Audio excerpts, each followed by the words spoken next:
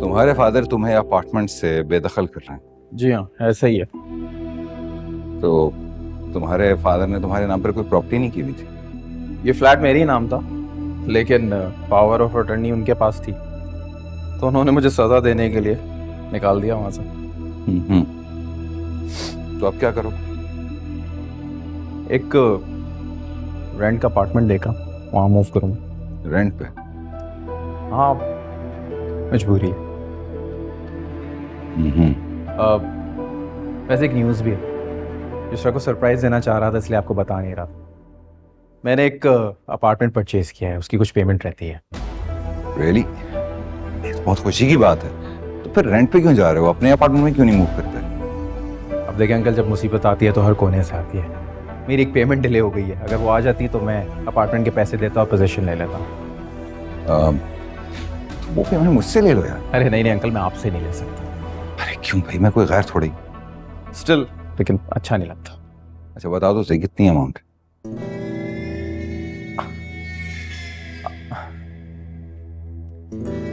₹50 लाख।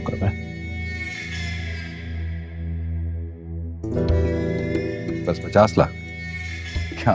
आओ बैठ। मैं जानता हूँ कि अमाउंट बड़ी भी है और नहीं भी, लेकिन मैं अरेंज कर लूंगा, आप परेशान ना हो। अरे नहीं भी, इतनी अमाउंट तो मैंने सोचा था कि दूसरा की शादी पर इतनी अमाउंट का उसे कोई ना कोई गिफ्ट दे दूं, तो ये उसकी अमानत है। लेकिन दूसरा को पता चलेगा तो वो बुरा मानेगा। उसको बताने की जरूरत क्या है? ये बात मेरे और तुम्हारे दरमियान रहेगी। मैं अपनी बेटी को खुश देखना चाहता हूँ, मैं नहीं चाहता उससे उसे कोई तकलीफ।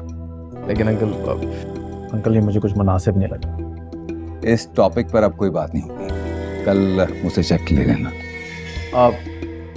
अच्छा ठीक है, लेकिन मगर मेरी एक शर्त, आपको पैसे मुझसे वापस लेने। कोई शर्त वर्त नहीं है, ये पैसे मेरी तरफ से मेरी बेटी को गिफ्ट है।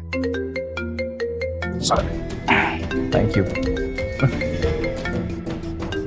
Excuse me. हेलो।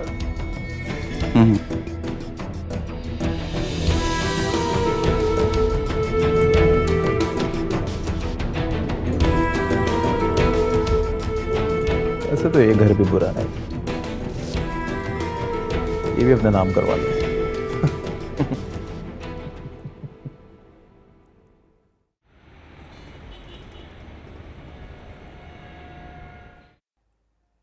प्लीज अब मुझे इंसिस्ट मत करिएगा, इस तरह रोज रोज मिलना अच्छा नहीं लगता। रोज रोज मेरा मतलब है बार बार। नहीं, वैसे अगर 3-4 रोज के बाद एक दफा मिल लिया जाए तो इसमें क्या बुराई है? मेरे लिए तो यही खुशी के लम्हे होते हैं। हाँ, लेकिन अगर किसी ने देख लिया तो बहुत मसला हो सकता है। नहीं तो ना मैं पहले किसी से डरता था ना।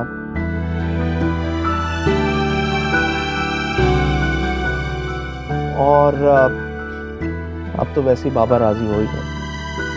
ये आप कैसे कह सकते हैं? तुमने देखा नहीं वो उनका रवैया तुम्हारे साथ कितना बदल चुका है। लेकिन इसका हरगिज वो मतलब नहीं है जो आप समझ रहे हैं। इसका यही मतलब है। और तुम देखना बहुत जल्द जो है बाबा आंटी से बात करेंगे हमारे बारे में।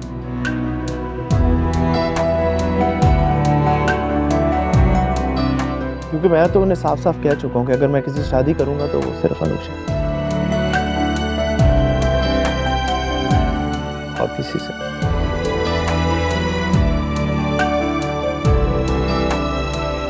और प्लीज तुम भी अब ये खौफ दिल से निकाल दो, क्योंकि मैं तुम्हारे लिए फाइट करता रहूंगा जब तक बाबा नहीं माने। क्योंकि शादी मैं सिर्फ तुमसे करूंगा।